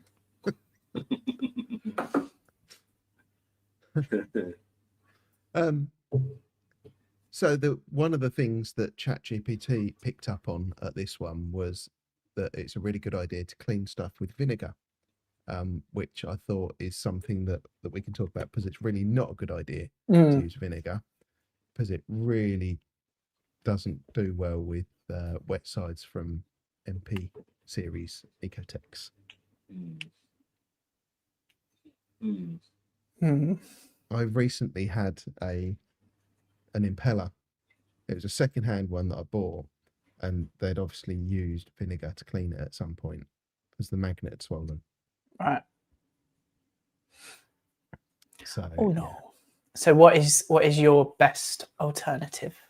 So I use citric acid, but I Me have too. heard that Yeah. someone recently, I can't remember who commented on it now, said they've stopped using citric acid and they've started using hydrochloric acid. Yes. Yeah. And I was like, I don't know whether I'd want to use that. That might have been Reef Dork that was saying that. Maybe I could be wrong, but I think they were saying it was still a bit too corrosive or something, right? And the other one's better, I think. I'm not sure. Yeah, I know hydrochloric, I think, is more corrosive, but it's also that it's more corrosive, so you have to be a lot more careful with it. Right. That- So is that's the it bit that more a was annoying case me. of it works quicker, or I didn't know if one was like more, I don't know if this makes sense, but maybe one's more reactive on like polymers than the other is. So is more likely to damage a certain plastic or, you know, that kind of Yeah. thing. I think it's a bit like making orange squash and drinking it, or just drinking the cordial straight from the bottle. Oh, so hydrochloric acid is diluted down. It's nasty stuff, but it will cut through calcium carbonate like nobody's business. But I don't know. Everyone probably does it already, but I generally do my descaling and pumping in RO water, so you can use a lot less acids than tap water. yeah. Ah, interesting. So if you've got a bucket of tap water with a fairly high hardness content, like London Thames water sort of thing, if you pour in your acid, half of it straight away is used up buffering against the calcium in the water. So if you use RO, you can use a lot less acid. Okay. There's a third option here as well. Muriatic acid. Seen that, yeah? Yeah. Interesting. Yeah, they're all good. They're okay. I just buy I go to like Home Bargains or Poundland and buy the Kilrock descaler. Use that all the time. I think that's citric based. Okay. I just ordered a No, I 5 had a kilo tub of citric powder. Yeah, I've used the powders. They're Yeah, I do the same. good. I like what Tony's just said because I quite agree. You do get a bit confident, don't you? And you get your hands in there and give it a nice scrub with a toothbrush. And, Yeah. Yeah. Yeah, and I like how when you're using citric acid, you find every single cut that you've got on your hand. yeah. Yeah. And you say to yourself, I could drink this if I want and probably be okay. No one else. Intrusive thoughts, just me. No, because normally after I've put one of my MP40 wet sides in it, it's not something you'd want to drink. No, probably not. No. Yeah, definitely don't recommend that. That was a joke. Don't do that. Evening, Kuma. Disclaimer. Good evening. Yeah. Hydrogen peroxide as well, yeah. So actually, Is he talking there about the quartz sleeve? Sorry, was that back in the chat about cleaning the quartz sleeve? no, that's when we were talking about hydrogen peroxide, citric acid. So this is quite recent. Okay. He's only just commented. Okay. And when I recently visited Matt at Aquatic Now, the importers of ITC and Reef Rock and Mastic, Easy Reefs, all of that stuff. He was singing the praises of hydrogen peroxide, and he says he always has it to hand. But what, cleaning your pumps though? Because it's not really a descalant, is it? It's more of a bleach, an oxidizer.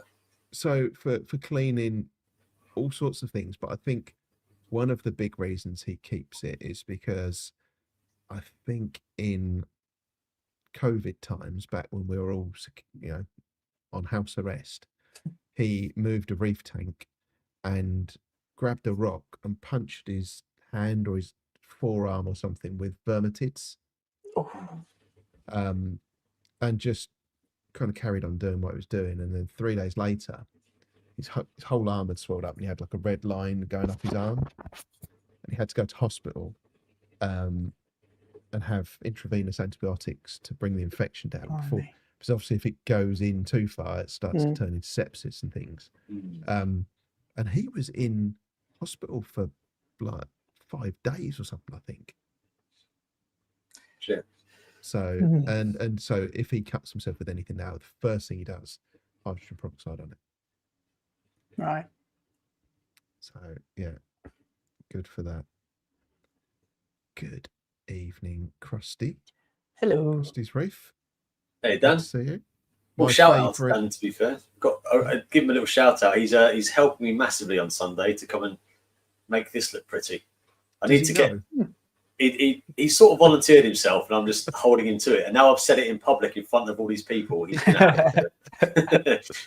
But I need that, not just for his expertise in growing a lovely reef tank. I just need his massively long arms that can reach the base of my tank.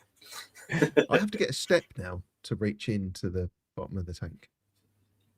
Yeah, I can't otherwise. Yeah.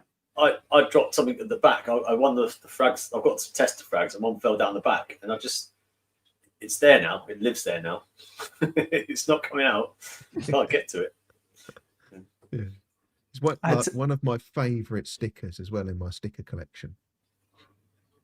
He gave that to me absolutely ages ago in AAC, and I kept it because I didn't want to stick it to the cabinet in the old tank because I knew I was going to get a new tank. So it's been in my drawer, pride of place. And then Nice. when I stuck them all on, I was like, right, I can put that on now.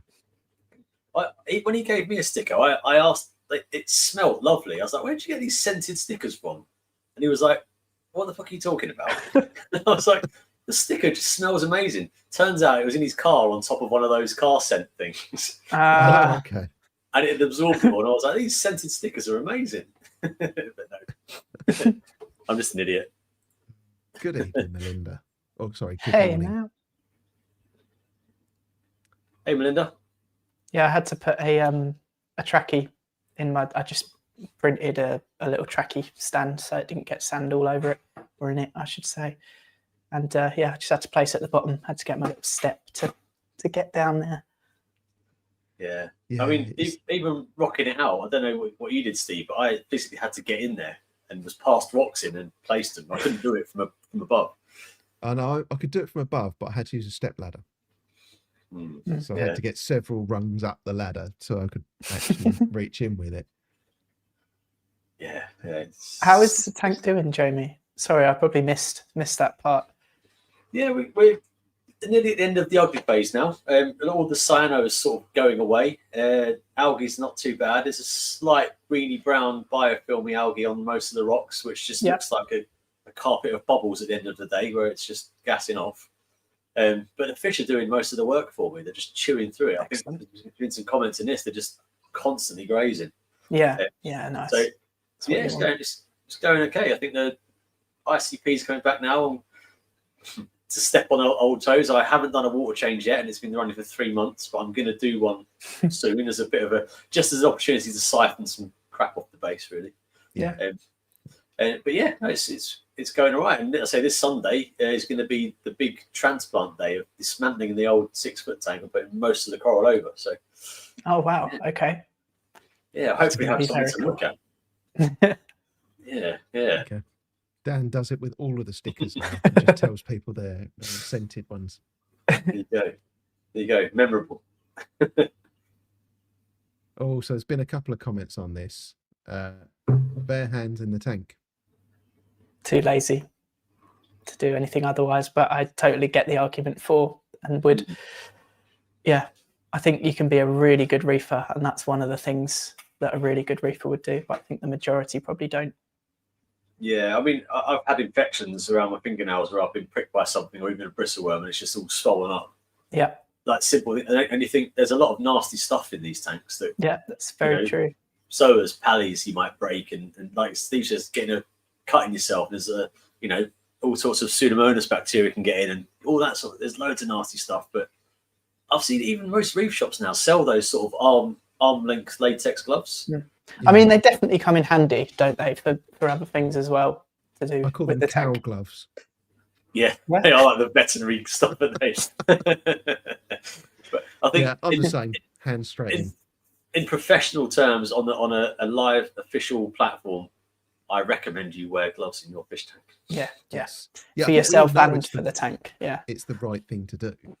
But I think what I'm seeing from almost all of the comments is, I think that's it. Maybe if you've got a nano, in regards to the tank health, it might be more sensible, and you might want to be more cautious. I think if I've got a little bit of, I don't know, if I've run my hand through my hair, I've got some oil on my hand, that's going to disperse quite quickly in between the two tanks, 600 litres or whatever it is. Whereas in a little 50, 100 litre nano, that's going to perhaps have more of a... That's it. Our whole argument here is, what we're talking about is protecting ourselves, but I'm also more worried about if I touch some soap or detergent or something, I'm going to get in the tank. Yeah, so I'm more worried about the other my way. hands beforehand, but without soap. So I'll rinse my hands off really well, and then go and do something in the tank. And then when I'm done in the tank, I always go and wash my hands with soap. Yeah. Straight away, first thing I do. Yeah. Matt's all about the hygiene. He even wears gloves in the bedroom. Yeah. No, it's definitely something I think people probably should do, but then again, none of us do. Yeah. Kumar says he's cut sowers with scissors and then laid in bed for 2 or 3 days. I don't know whether that's an exceptionally high level of effort from him and he needed a rest afterwards, or whether it was a palytoxin related rest in bed. Oh dear, gosh, I can't imagine that's fun. Yeah. Yeah. Yeah, that's the other thing. Good point, Tony. If your gloves are filthy, if you're not storing them well, I think technically, if you were doing that, you might need to clean them after every use and keep them in a bag or something sealed. And aren't they supposed to be disposable? The thin ones are, aren't they? But you can get those long, butyl rubber type ones. Yeah, that's what mine are. Yeah. Probably covered in silicates and nasties. Yeah, I mean, I would be more concerned about putting those in. Can't win, can you? All the cow poo. This is probably why people say keep your hands out your tank. This is it, yeah. Another reason not to tamper, isn't it? Exactly.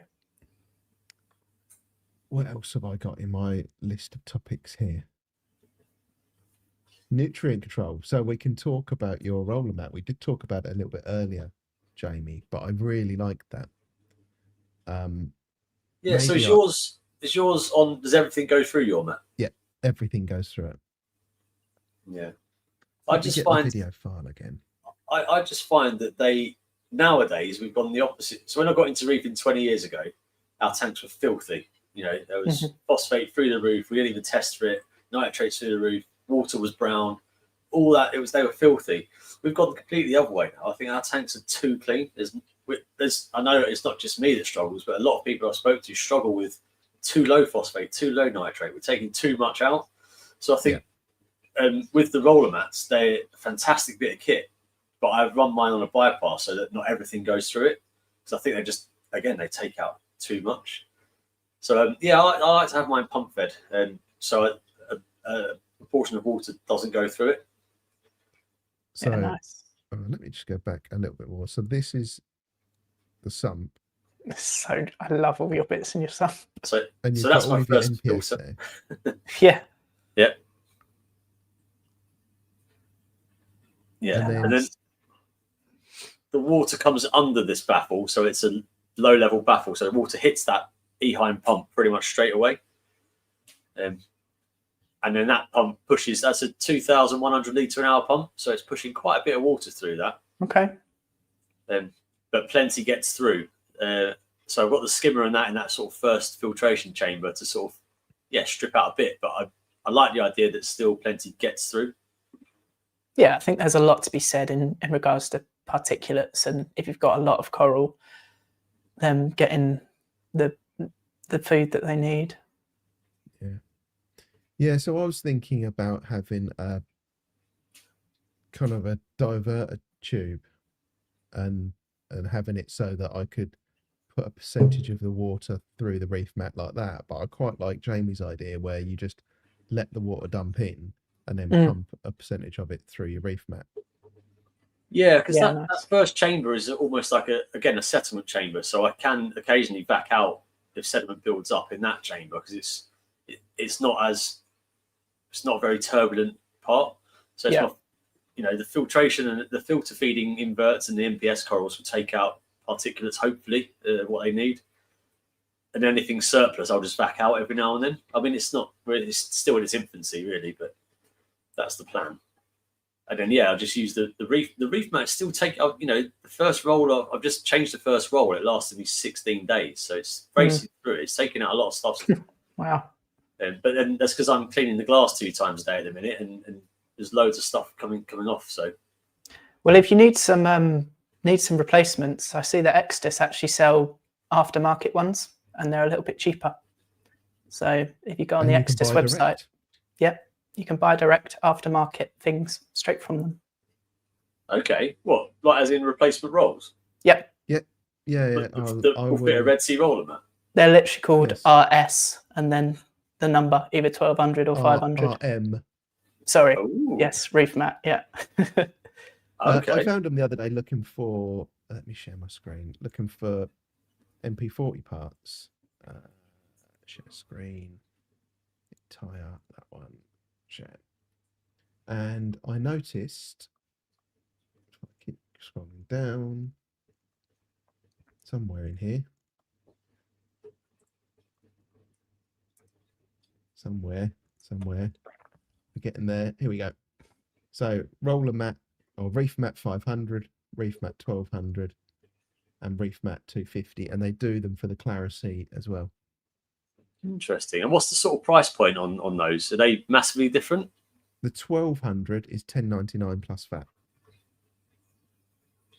Okay. Yeah. So So it's just shy of half cheaper. price, I think. I don't know. Is it as much It's as that? about £5 cheaper. Yeah, it's not much cheaper. Oh, I thought they were 19. They're not 19? 18. Well, yeah, 19 quid, I think. But Okay.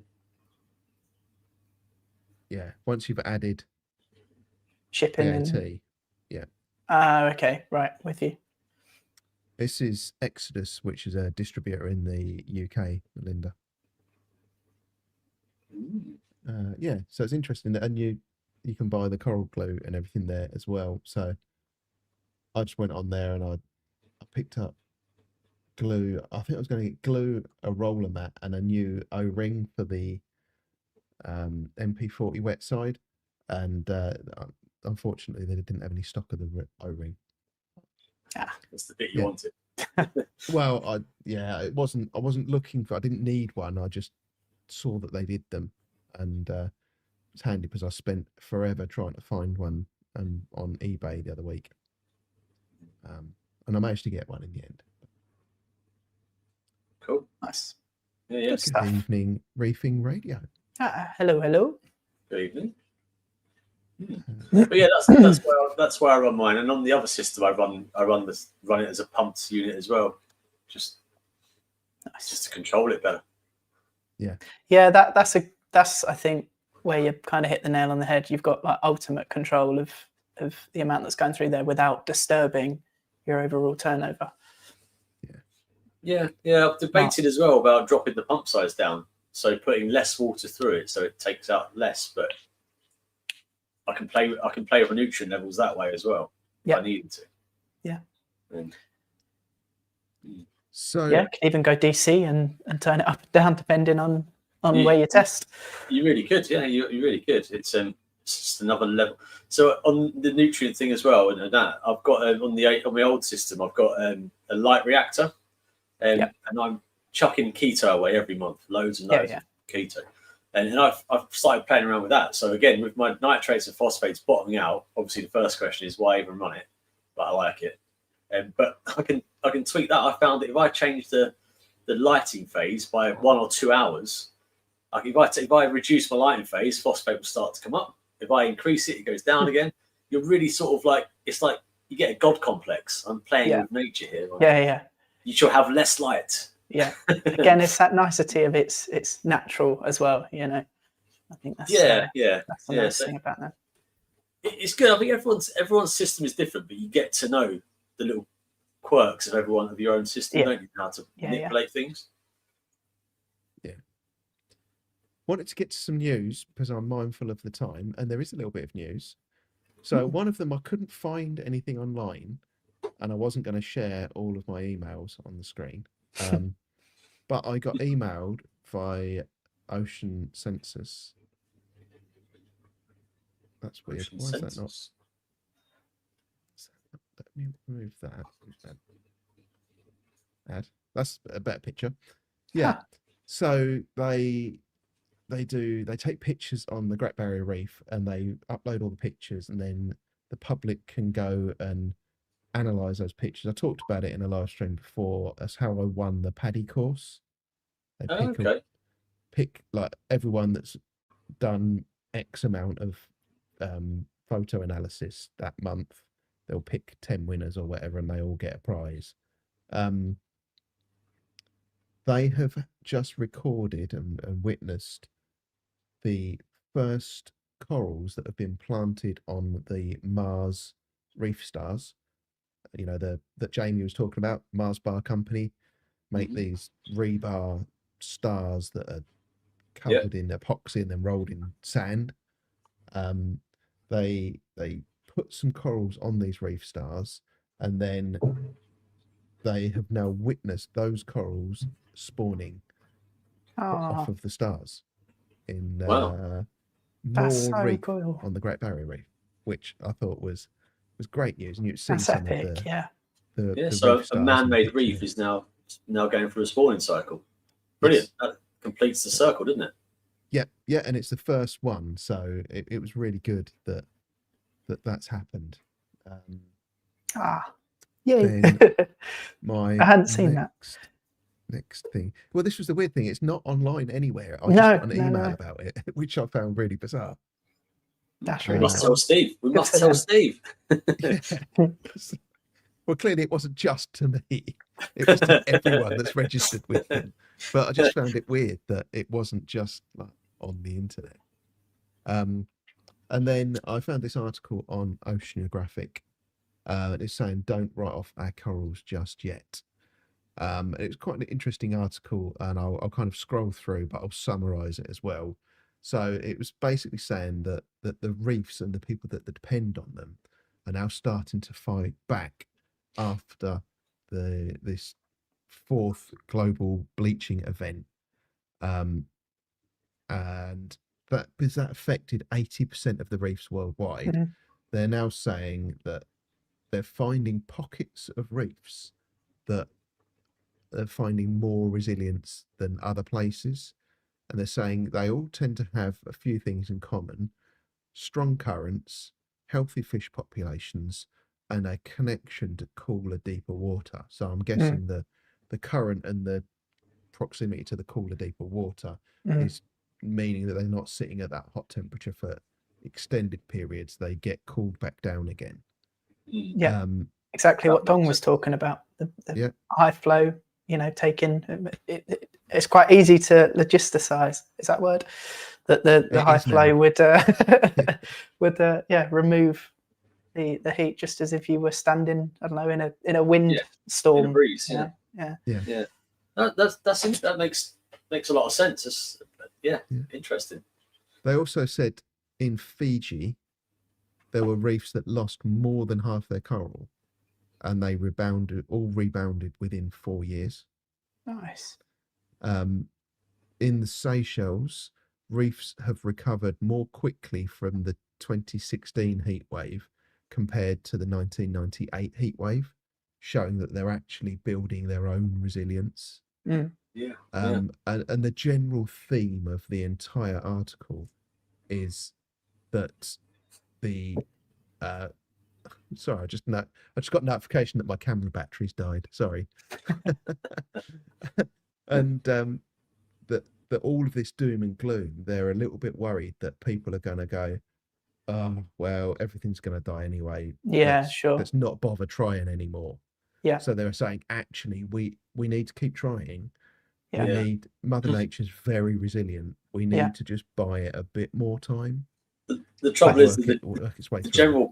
the general public don't realise that 4 years in reefing terms is quite a quick turnaround. Mm. Whereas in the real world, without our Instagram and instant news sort of culture, that seems like an insurmountable amount of time, doesn't it?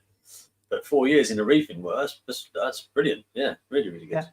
I think like Jamie Craggs was saying at Coral Freaks as well, is that, you know, as we've got this audience with us tonight, like we could potentially really play a part and are by sustaining the industry by being hobbyists. You know, newer discoveries are being made when these manufacturers are researching what light really is effectively nourishing corals, and what flow patterns helps them to grow healthier and stronger and faster. That then translates to the kind of conservational efforts and side of things. So yeah, we're just by being in the hobby, we're kind of all doing our part. And yeah, I think it's good that we have what we have.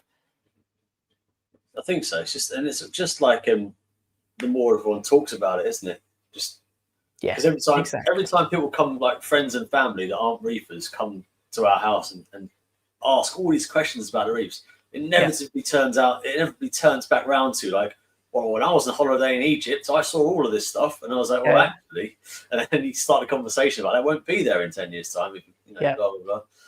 And it's getting people engaged with it, isn't it? Yeah, yes. Yeah, absolutely. I was wondering if you were still there, Steve.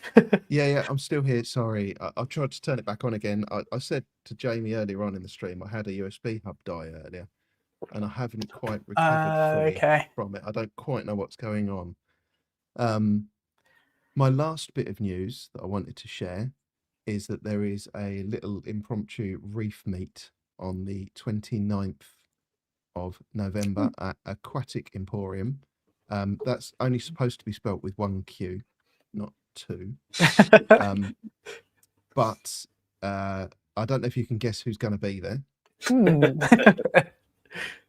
There's two people that we know from the regular groups of people that will be there that picture hints to. Can you guess who they will be? Well, we've obviously got Baby David, but who's the Concorde one? That's throwing me. Yeah, I'm not sure. It's Coach. Have you not noticed he's always got a Concorde on the wall behind him? Oh, really? Right. Very subtle. Very subtle. That is subtle. Nice. So I know they're planning on going, and they've just opened the invite to everyone else to see who else might like to go as well. Excellent. Is this going to be put in the Facebook meet group? Is it in there? I don't know. Be worth, reach out to Liam, see if you can write it up in there. I know it's been shared on the get-togethers, reef meets and get-togethers on Discord. Okay. But yeah, I just wanted to kind of announce it here as well, just so that we reach as many people as possible. If anyone fancies coming and having a look. Yeah, nice. And just for everyone's Aquatic Emporium, is that what we all call the crazy lady? Yes, Sue. Yeah. So it's southwest London. It's inside the M25, but not by much. Yeah. Yeah, that's it. I can't remember the name of the town now. It's escaping me, but yeah. Shepperton? Is that the one? Shepperton, that's it. Yep. Yeah. Cool. Excellent. Yeah. Perfect. Well, thank you very much both for coming on, for joining us. Yeah, cheers, Harry. Yeah, Thanks thank you. everyone for tuning in and listening to us ramble. Indeed. And yeah, we'll see you next week. Take Yeah. care, everyone. Good See you fun. later.